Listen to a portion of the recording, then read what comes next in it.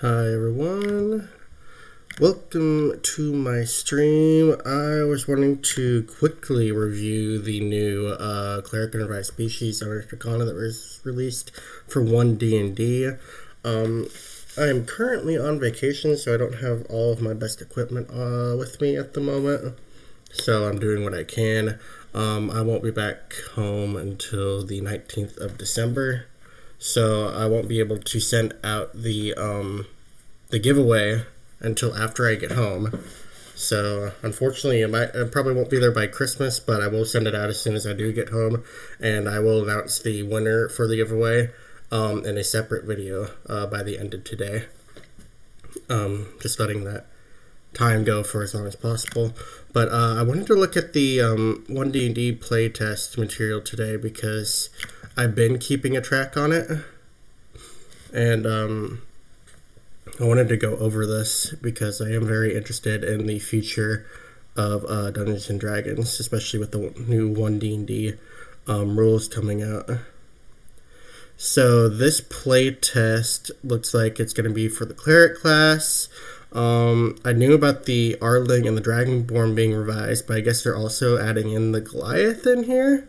So I wonder if they're going to include the Goliath race and the new player's handbook that will be released here, which I guess that would be nice. So this is just a slight overview of everything. Let's take Cleric. We'll have the life domain in this Unearthed Arcana, so I'll go through all of this to review. So this is all stuff that you can read in the previous Unearthed Arcanas that they released for 1D&D, so I won't go over that. I just want to get straight into the meat and potatoes here. So the Cleric is, of course, a priest in the priest group, primary ability wisdom, that makes sense.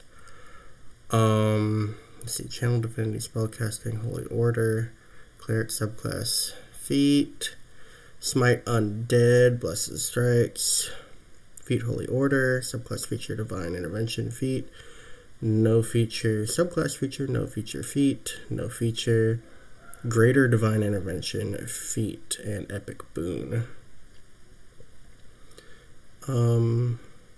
This all looks pretty standard. Probably the only differences are going to be one sec, I'm going to see. Is this? Yeah, this is sharing all of that. So, here, I want to look at the Cleric real quick. So, cantrips, of course, are the same. So, I think the only differences are going to really be in the features.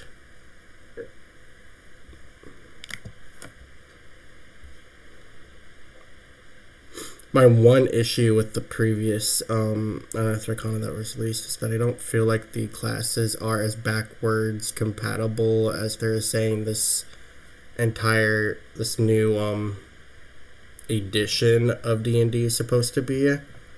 So let's see what they did to the Cleric. 1d8, that's standard. Wisdom and Charisma, I don't think that's changed at all. Persuasion, Religion, or choose 2 from those. That looks pretty much the same. History and medicine. Yep, that looks exactly the same.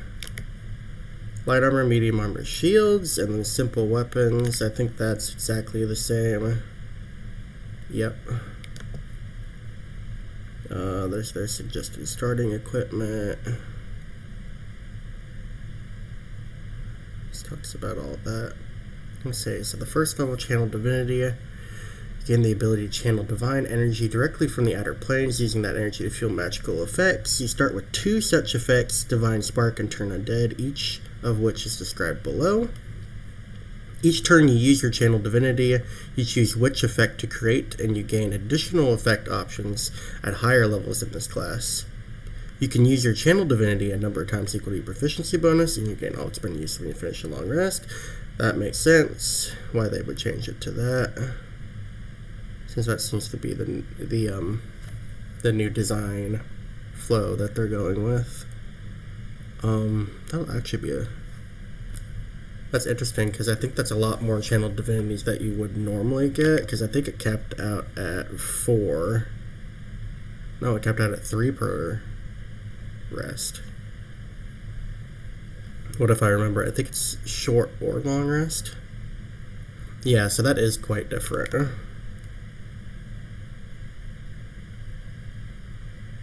Okay. Well, I could see why they changed that, but let's see what the channel divinities are.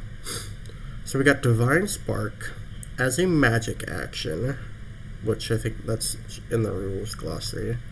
You point your holy symbol at another creature you can see within 30 feet of yourself and focus divine energy on them.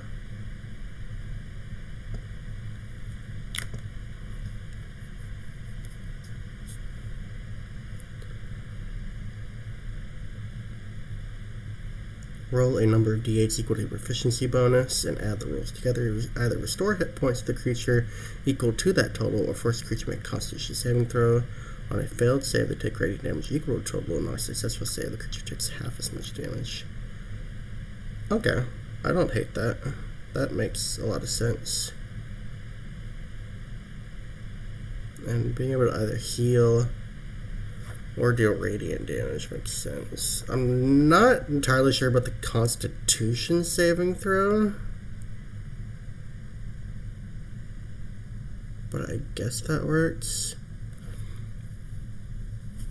Personally, I probably would have chosen Dexterity, just because Constitution is a very common saving throw proficiency for monsters. So I don't see that being as useful to damage creatures as it would normally be. Okay, let's see here. As a magic action, you present your holy symbol. Oh, this is turn undead. And speak a prayer censoring undead creatures. Each undead within 30 feet of you must make a wisdom saving throw. One moment. There we go. I want to make sure I can see the chat just in case anyone jumps in. Make a wisdom saving throw. If the creature fails its saving throw, it is dazed for 1 minute or until it takes any damage or you are incapacitated or die. Now, I think dazed is a new condition. I've only seen dazed in the MCDM monster book, which is being currently developed by Matt Colville. That's a new condition that he invented, or maybe he didn't invent it, maybe he took it from older editions, but that's a new condition that I've seen in that. So I wonder if they're either copying that in here. We'll have to look at the rules glossary after. It is dazed for 1 minute or until it takes any damage or you are incapacitated or die. While dazed in this way, the only action the creature can take is the dash action. And if it moves, it must end that move farther from you than where it started. Okay, I'll definitely need to look at the dazed. It seems like it's a condition. Okay, spell casting should be pretty standard. Prepare any spell on the divine spell list. Cantrips.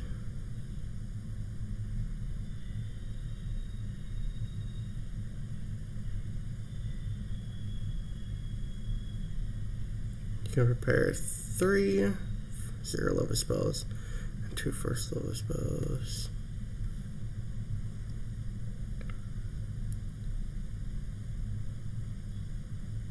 How many spells can you prepare?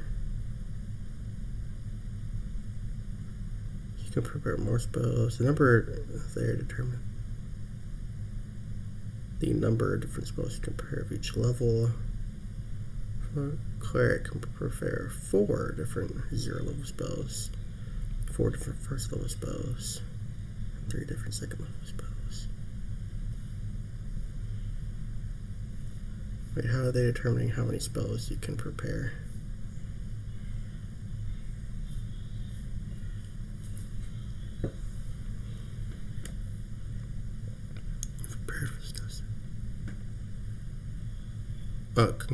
Consult the prepared cleric spells section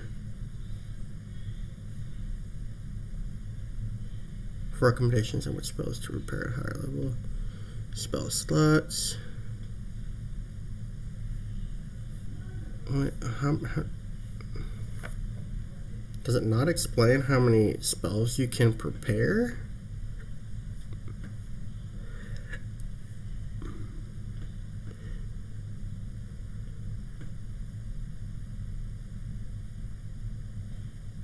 This section provides recommended spells for each cleric level.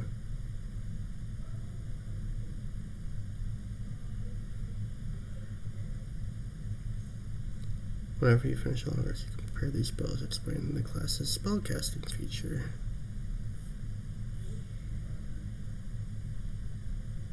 See the player's handbook rules on spellcasting information below details how you use those rules as a cleric.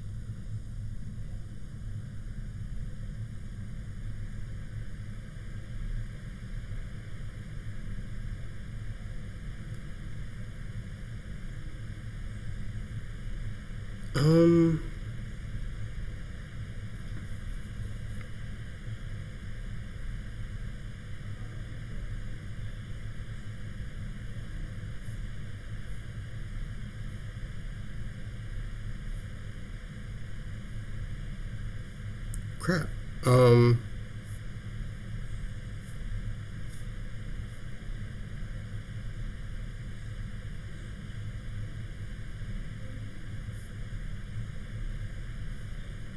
I don't remember how that works. Do you prepare a number of spells equal to the number of spell slots that you have?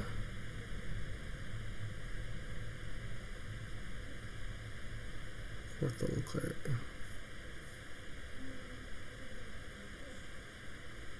Yeah, that's actually exactly what it is. You can prepare a number of spells equal to the number of spell slots you have. And then you also prepare cantrips as well. Because cantrips are included or also prepared in this new UA stuff. Okay, so that makes sense. Alright. Holy Order. You have dedicated yourself to one of the following sacred roles, either on your own or as part of a religious order. Choose one of the following options. Protector, trained for battle. You gain martial weapon proficiency and heavy armor training. Okay, interesting. Scholar, studying and teaching about lore of the gods in the multiverse. You gain proficiency in 2 of the following skills of your choice. Arcana, History, Nature, Persuasion, and Religion. When you make an ability check using either skill, you gain a bonus to the check equal to your Wisdom modifier. That's actually neat. I like that. And then Thaumaturge. Delving deeper into your divine magical abilities, you can prepare 1 extra 0-level spell from the divine spell list. See your spellcasting feature for more information on preparing spells. In addition, you regain 1 expended use of your channel divinity whenever you finish a long rest. Okay, that seems like it'd be really useful. I wasn't entirely sold on just the 1 extra spell, but the channel divinity, regaining 1 expended use of your channel divinity when you finish a short rest, that is build defining. So you could play a martial heavy cleric. You can play a knowledge based cleric who studies, who's studious and just has a desire to learn about stuff, so they're good at recalling information, making skill checks. I like that. And then this one is the more the spellcaster cleric. Okay, I like the design behind that. those are three very different clerics. I really like that. This is actually kind of what I want in every class, where they have features like this, that you can choose a variety of different options, and depending on the option you choose, you can play a very different version of that class. So if you have campaigns where someone's playing the same class, but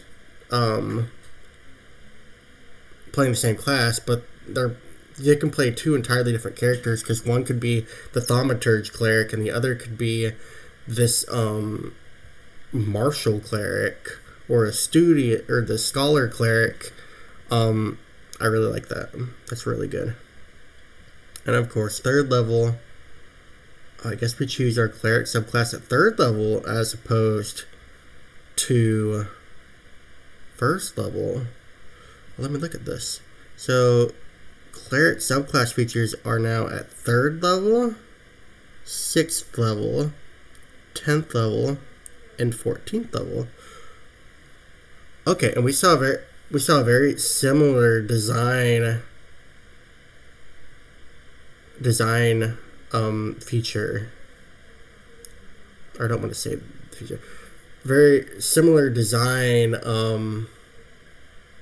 Just a very similar design in the previous three classes that were used: the rogue, the ranger, and the bard.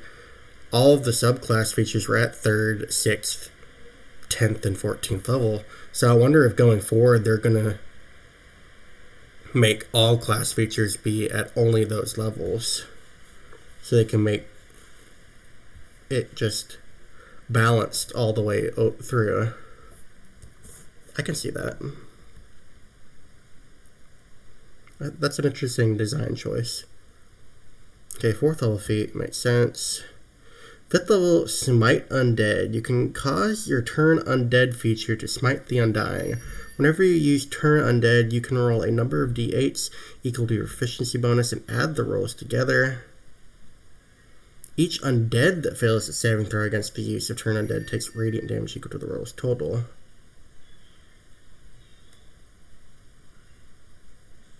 Okay, so this just allows the Turn Undead Channel Divinity option to also deal damage if the creature type is undead. Okay, I understand how that works. Unfortunately, it looks like we don't get destroy undead then, unless that doesn't look like it pops off later on. Okay, that makes sense design-wise. 6th level feature, 7th level Blessed Strikes. When a creature takes damage from one of your 0-level spells, or your attacks with weapons, you can also deal 1d8 radiant damage to that creature. Once you deal this damage, you can't use the feature again until the start of your next turn. Okay. So once per turn, you can deal an additional 1d8 radiant damage with either a cantrip or with a weapon attack. That makes sense. Which means that they definitely removed that from all the subclasses, where you could either add your wisdom modifier to the damage of your cantrip, or you could add a d8 to a weapon attack and then it upgraded to 2d8 later on. So I can see they're trying to they're trying to simplify that design option. 8th level feat makes sense. 9th level Holy Order. Your sacred duties have expanded, allowing you to choose a second option from the Holy Order feature. Okay, see, this is good, because now you can do 2 different one of these. So you can double up on some of these. So you could start with any of these 3, and then at 9th level, choose a second one. Okay, I can see that. In that case, honestly, I think Thaumaturge would be the one that I would take every time playing a cleric. Mostly for this this last feature here. I just think that's build defining for the cleric, because you're going to be wanting to use this channel divinity probably quite a bit, because you can heal and deal damage with this one. You can daze creatures with this one, which we're going to have to look at dazed whenever we get there. Okay, 11th level. So at 10th level, we get a subclass feature, so we're not getting Divine Intervention at 10th level, we're getting it at 11th level. So as an action, describe the assistance you seek and roll percentile dice. If you roll a number equal to or lower than your cleric level, the divine power intervenes. The DM chooses the nature of the intervention. The effect of any divine spell is appropriate. If the intervention occurs, you can't use this feature again for 2d6 days. Otherwise, you can use it again after you finish a long rest. Okay, and I don't exactly remember what the day time was for that to begin with. Yeah, divine intervention. 7 days. So I think the average of 2d6 is 7 days. So that makes sense. Yeah, I guess they changed it to a die roll because in certain settings, a week is 10 days, like the Forgotten Realms. But I'm sure there's campaign settings where a week is 7 days, like it is normal, like in normal life. So I can see why they did that. That makes sense. I am surprised, though, based on the video. They're saying they weren't going to cheat. They weren't going to make...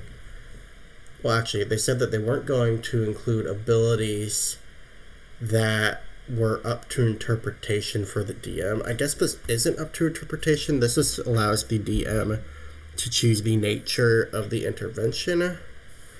But I would have thought that they would have wanted to limit the what this ability could do, but I guess they wanted to keep it open because people enjoy that. I mean, I enjoy it too, so I'm kind of happy they did that. But I'm okay with the 2d6 days roll because you could also potentially get less or more. So I'm okay with that. 12th level feat, 14th level feature, 16th level feat, greater divine intervention. When you use your divine intervention feature, it ceases automatically, no roll required. You can use it again after 2d4 days. Okay, so that's a nice upgrade there. I don't dislike that. The die reduction is nice, and then it automatically succeeds. And you're getting an 18th level instead of 20th level, so it's applicable earlier. 19th level feat, 20th level epic boon. And then this is the recommended spells, which I guess I just want to look at these. Bless is great. Spirit's weapon, whole person are great. So is guiding bolt, guidance and aid. Aid is a great spell. I think aid is a undervalued spell. Okay, I like those spells. Dispel Magic's good. Guardian Faith is great. Banishment's a good spell. Death Ward is good. It's probably another undervalued spell. It's a 4th level spell, so it's a heavy tax. 5th level spell is Flame Strike. 0th level spell is Resistance. 5th level spell is Circle of Power. Heal. Divine Word. Divine Word is a great spell, so it's heal. Holy Aura is good. Mass Heal is good. You're taking Raise Dead at 18th level? That's real late. Word of Recall is a great spell too. I would honestly have taken that earlier. And Regenerate. Okay, I don't... 17th level... I mean, Mass Heal is great, but these are questionable. If you were going to prepare these spells, I would have prepared these much, much earlier. Even then, I think Regenerate is so situational that I probably wouldn't prepare that unless I knew that I absolutely would need it. Okay, let's look at what changes they've done for the life domain. So, let's see here. Connection to the domain spells. Okay, they've kept domain spells. When you reach a cleric level specified in the life domain, you always have certain spells ready. Therefore, always have the listed spell prepared. The spells don't cast against the number of spells you can prepare. So that's good. So let's make sure. Let me change. Okay, so because of the subclass change, we don't get first spells at first level.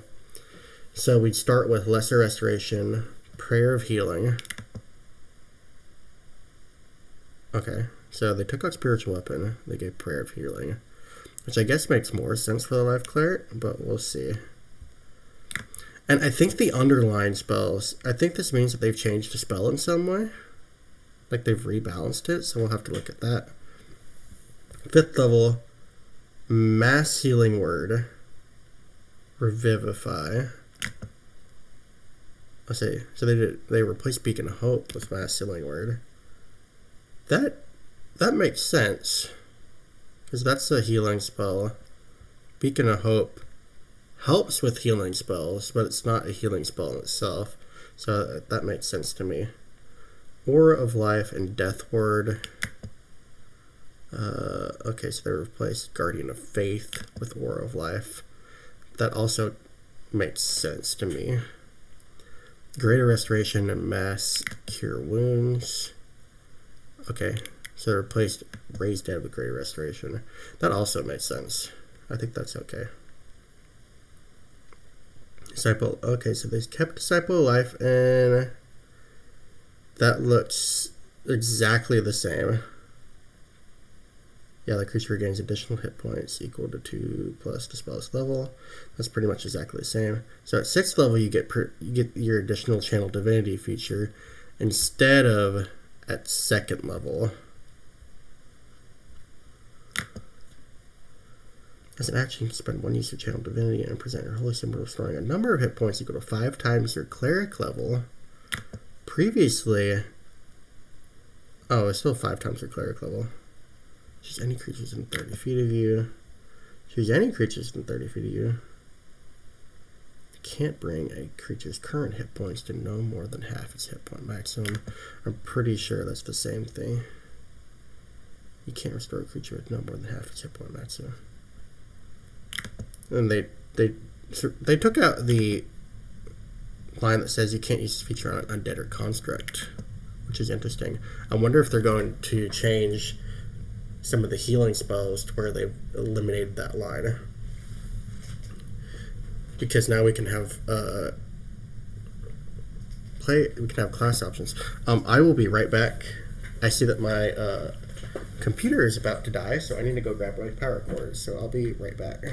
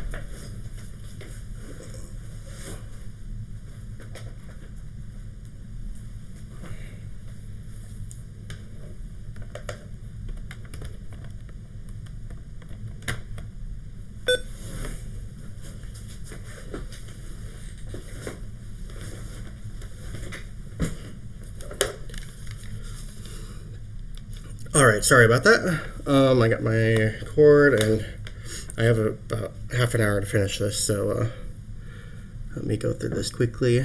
So that's the same. Blessed Healer. The healing spells you cast on other healers heals you as well. You cast a spell slot on another creature that restores hit points to it. You regain hit points equal to 2 plus the spell's level on the turn you cast a spell.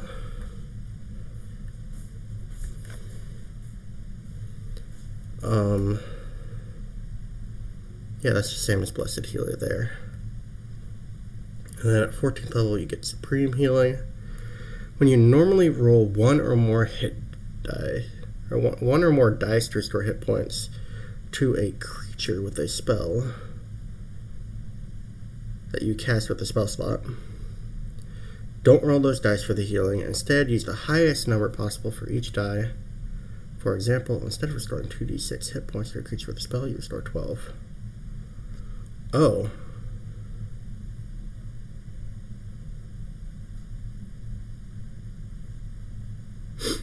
Okay, so yeah, that's this ability.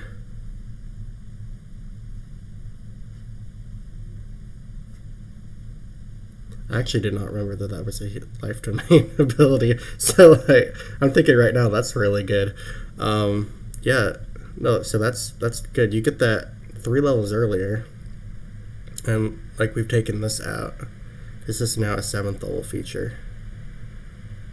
Okay, so overall, I don't dislike any of those changes. Those all make sense.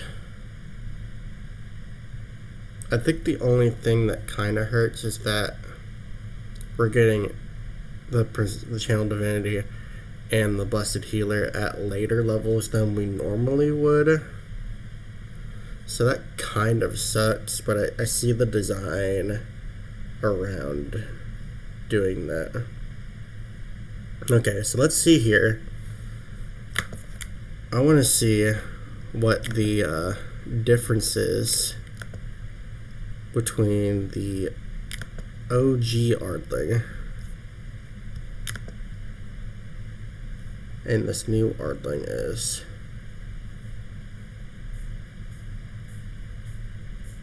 Okay, so this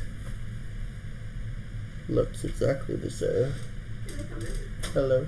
Can I come in? You can. Are you on camera? Yes, I am. Okay. Okay, so this is, they've changed here. Let's actually go straight into the traits. Okay, so they've removed this stuff. Oh, which makes sense because they were going to go more into the bestial aspect than the celestial aspect. So I'm sure that stuff's pretty much exactly the same. Defeat 200 years on average. Yeah, that's exactly the same. So, do we still have Angelic Flight?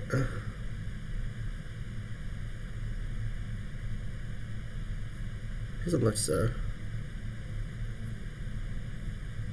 Okay, so they've changed it. It's like celestial animals roam the beastlands, and the Ardlings are a beast-like creature from the beastlands. It'd be cool if they changed the creature type to like celestial or something, but I can see them keeping it humanoid.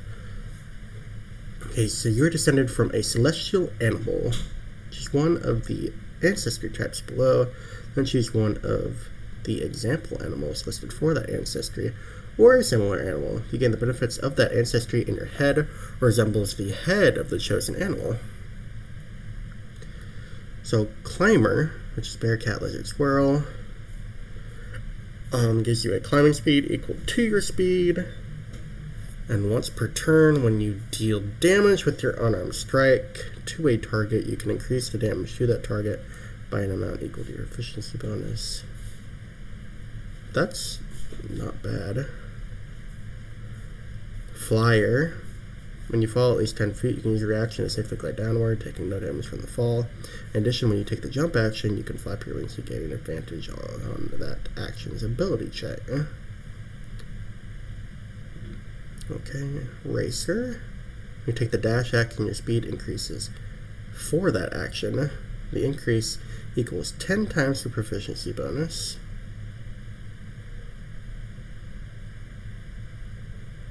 That seems like a lot. Oh, the increase is 10 times the proficiency bonus.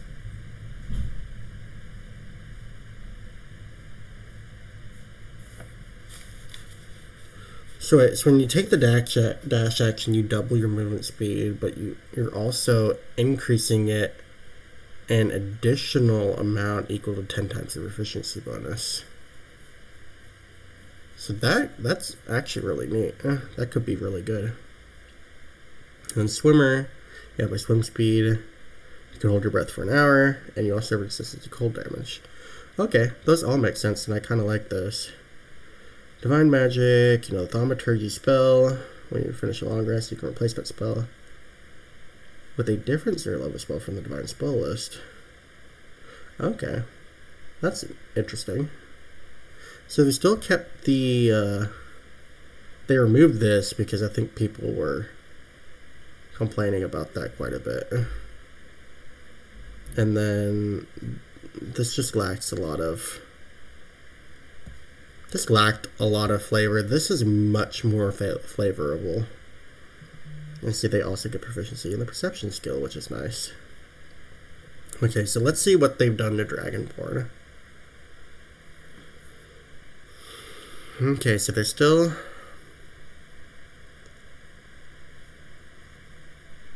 They've ignored the Gem Dragonborn with this player handbook version.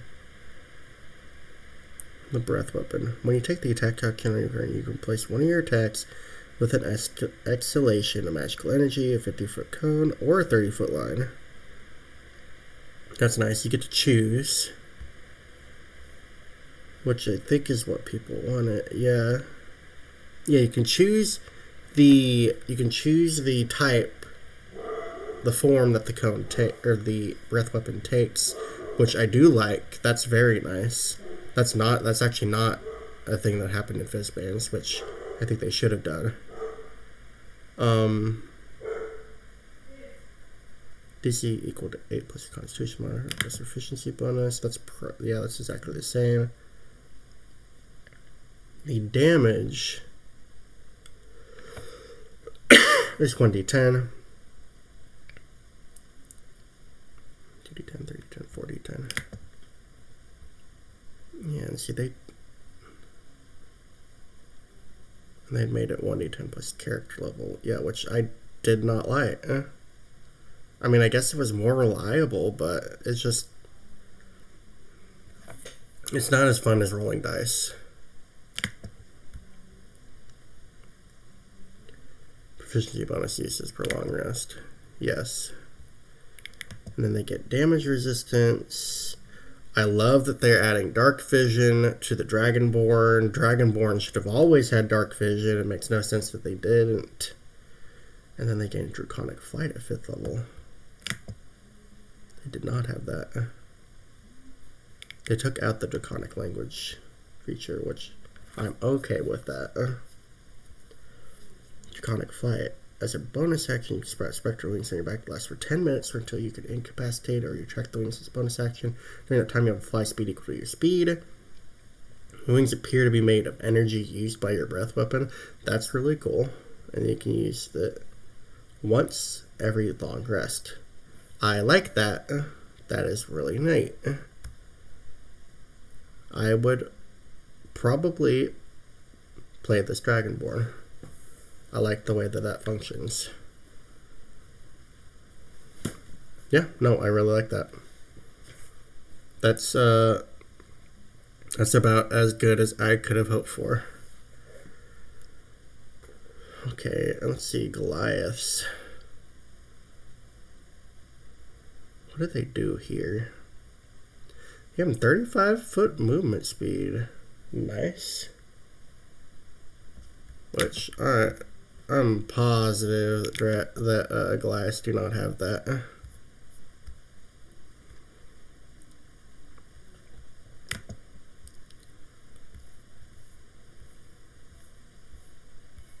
Fizzband. No, not Fizzbands. What am I talking about? Mordenkainen's. I do like the new Goliath and Mordenkainen's. Monsters of the Multiverse. Yeah, so they've increased their movement speed, which is neat. Again, the giant ancestry. Just one of the following benefits, a supernatural boon from your ancestry. You can use the chosen benefit a number of times to go to proficiency bonus, and you gain all expended uses when you finish a long rest. So the Cloud Giant. Sorry, I need a drink of water, which is mysterious. Oh, nope, it's not mysterious machine. I just moved it.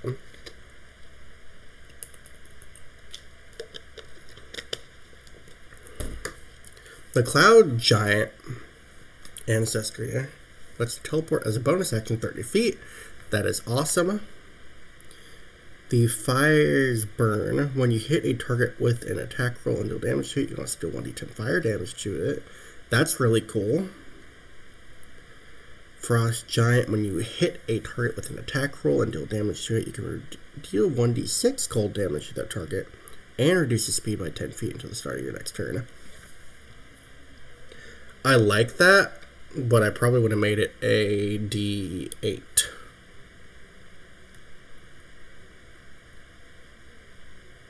Yeah, I feel like that's the only change I'd make to that.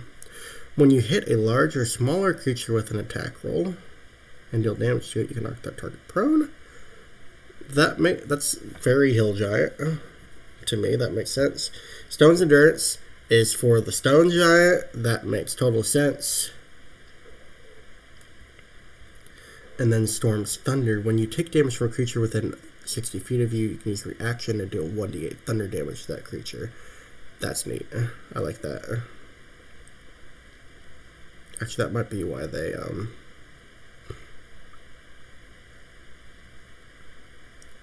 made that a d6. And this a d8 and that a d10. Okay. I mean, I don't dislike any of those. Those are all nice. And they're all themed after a different type of giant, which I enjoy. Large form. Starting at 5th level, you gain the ability to supernaturally grow. As a bonus action, you can change your size to large, provided you're in a big enough space. This transformation lasts for 10 minutes, or until you end it as a bonus action. During that duration, you have advantage on strength checks, and your speed increases by 10 feet. Use this trait, you can't use it again until you finish a long rest. That's really cool. I like that a lot. Powerful build. You have advantage on any saving throw you make to end the grappled condition on yourself. You can also count as one size larger when determining your carrying capacity and the weight you can push, drift, or drag. Which, I think that's pretty much... That's kind of pretty much like this, but... Yeah, I can see that. Interesting. Huh. Okay, let me get into feats. If they change any of these... The 4th one... That one is repeatable. That makes sense. Epic Boon.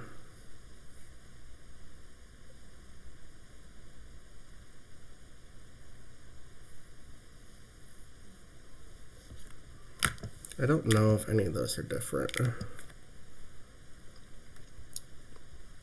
And all these feats were in the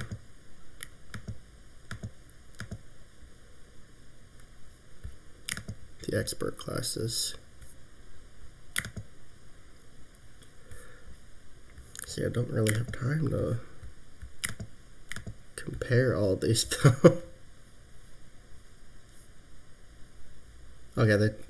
Okay, so I just need to look at the epic boons. Wait, is this a new epic boon? Epic Boon of Fate. That is a new epic boon. When another creature you can see within 60 feet of you makes a d20 test, you can roll a d10 and apply the number rolled as a bonus or a penalty to the d20 roll. Once you use this benefit, you can use it again until you finish. Until you roll initiative or finish a short or long rest. Now, I think these epic boons are severely underpowered. This is a 20th level feature. This needs to be. These need to be proficiency bonus uses. I know it's 20th level. You could just say 6, but I mean, being able to use this once per combat is ridiculous in my opinion. Or once per short or long rest. This is not worth the 20th level feature. Boon of Spell Recall, I mean, this has uses. Cast any spell you have prepared without expending a spell slot. That's 5th level or lower. That's good. But honestly, I would just say any spell on your spell list, whether you have it prepared or not. It's too limiting. It's not worthy of a 20th level feature in my eye. True sight after range of 60 feet is not bad though. That's probably not one that they included. Yeah. Change log. These are some things they've changed. New or updated in this article. I'm gonna kind of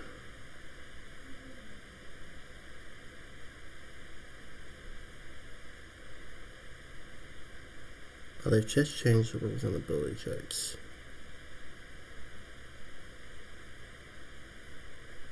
I'm trying to identify what's different here.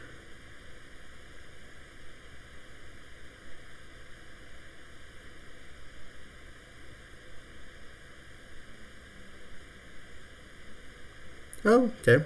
That's neat. The DM can overrule that a check takes either a bonus action or no action at all rather than a whole action. Because I actually do that quite a bit in my games, where I'll just call for a check in the middle of a combat. Because I think normally you have to use an action to make a ability check during combat, but I'll just let a character roll a perception check in the middle of combat without using a action. Because it just makes sense to me. If they want to do that. Especially if the situation calls for it. Okay, so aid. It's a new version of aid. Okay, so instead of increasing your hit point maximum by 5, the target gains 5 temporary hit points. Increase by 5 for each spell. That makes sense to me. I can see why they did that. I don't think you can upcast aid.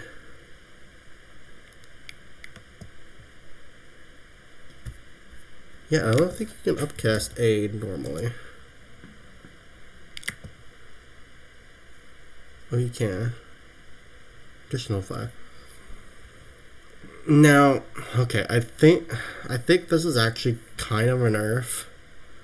The increasing your hit point maximum to me is better than making it temporary hit points, because you can heal back up to your increased hit point maximum, but it's much more difficult to regain temporary hit points.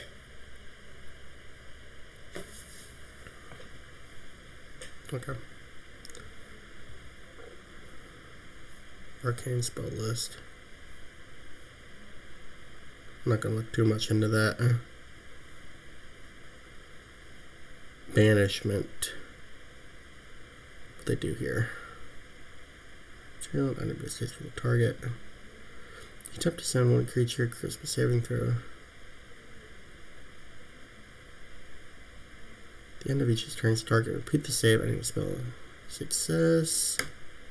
Spell lasts on target for 1 minute. Target is an activation, celestial, and elemental, a fey, or a fiend. The target does not return, instead transported to a random location on a plane associated with its creature type.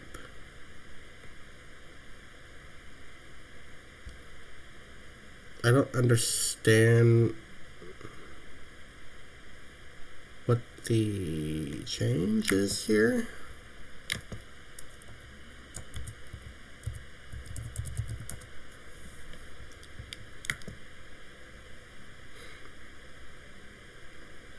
It's still concentration.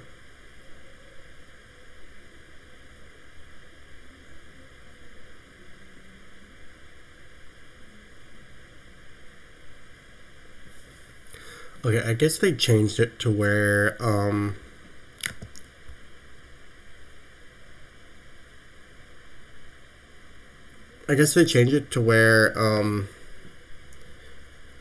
it's more likely for a creature to go to a different plane if it's one of these different creature types. Because in the regular spell, if they're from the plane that you're on, they wouldn't go to a different plane, but that makes it so that they can. Okay, I can see that. Oh, and I see I kind of like the update they did to Bard Skin. This was in the last UA as well. Target's temporary hit points equals spellcasting ability modifier plus your proficiency bonus.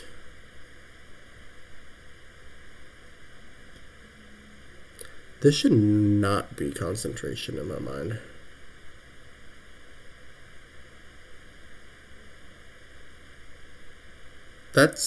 I think that's a complaint that I'm going to make. Or that's a note that I'm gonna make when we get the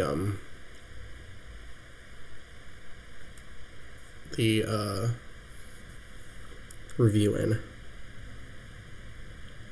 Or the survey. Blind sight, climb speed, D20 test, dash action. Move. Dazed is a new condition. You can move or take one action on your turn, not both. You also can't take a bonus action or a reaction. Yeah, that's pretty much what Matt Colville did.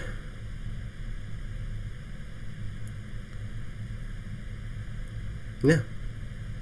So I wonder if that's just an older condition from older editions. I do like this condition.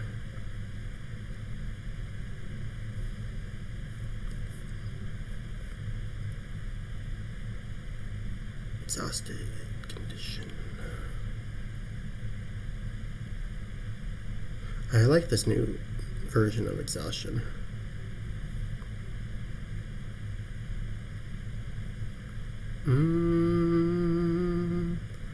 Guidance. I do like changing it to a reaction.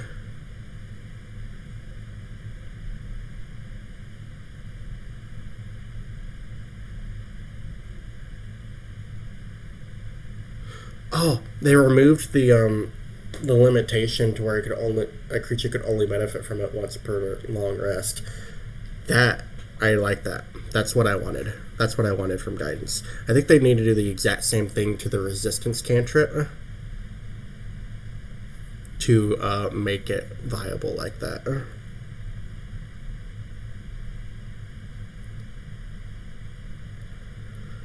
Help.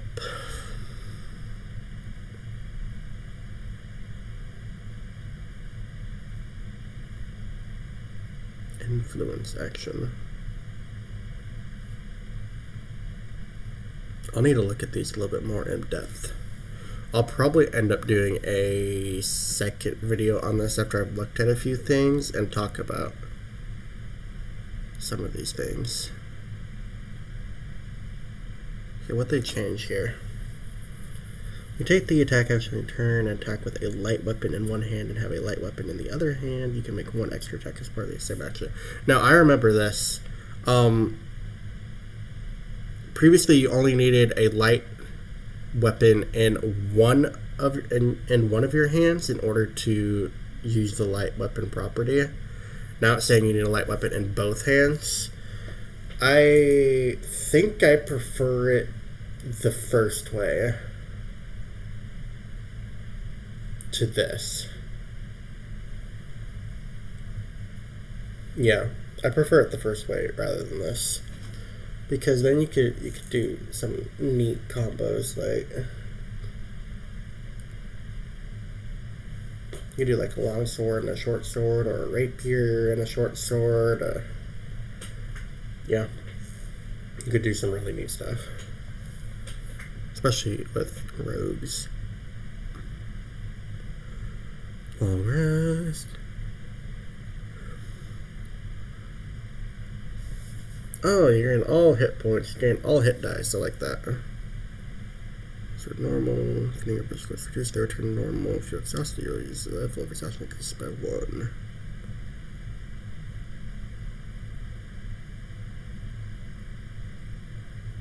I like this waiting at least 16 hours before starting another one. Magic action. When you take the magic action, you cast a spell that has a casting time of 1 action, or use a feature or a magic item that requires a magic action to be activated. If you cast a spell that has a casting time of 1 minute or longer, you must take the magic action on each turn of that casting, and you must maintain concentration while you do so. If your concentration is broken, the spell fails, but you don't expend a spell slot.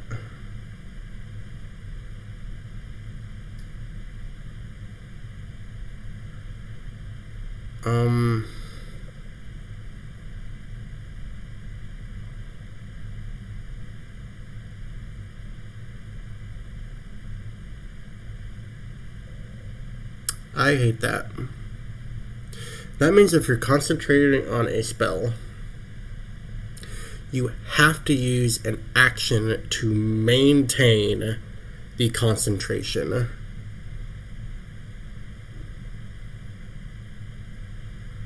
I hate that. Yeah, that's bad. Prayer of healing. Okay, we need to hurry up. Get the rest of this. Prayer of healing. You utter extended prayer of restoration. Choose number of willing creatures. You can spellcast ability modifier. They gain the benefits of a short rest and also regain 2d8 hit points, so the creature can't be affected by a spell again. It's a good spell. I like that. It's really good. Brace back.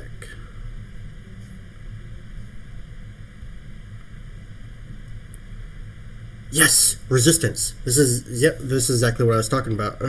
They did the exact same thing they did with guidance. Perfect.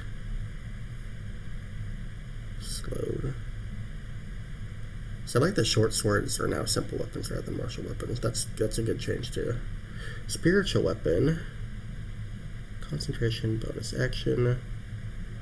1 melee attack. There is force damage. You can 1d8 plus your spellcast ability modifier. This bonus action later turns, you can move the force up to 20 feet and repeat the attack against creature within 5 feet of it. Third level or higher. Damage increases by... Oh, the damage increases by every level above second, instead of every 2 levels, I think.